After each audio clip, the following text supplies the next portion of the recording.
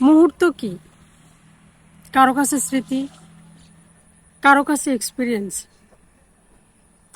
কথা দেওয়া, কারো কাছে নিছক উপলক্ষ, কারো কাছে শক্ত একটা খুঁটি।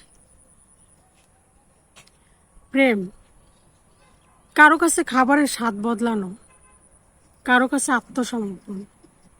স্পর্শ সাধারণত দু ধরনের, কোনো স্পর্শ শুধুই ছুঁয়ে দেখা, কোনো স্পর্শ দাবানলের মতো ছড়িয়ে যায়।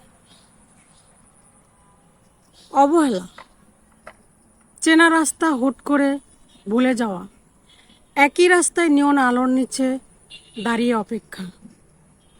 প্রতিদিন কেউ আসবে না জেনেও ছেড়ে চলে যাওয়া, কারো কাছে মুক্তি, কারো কাছে ইচ্ছে মৃত্যু।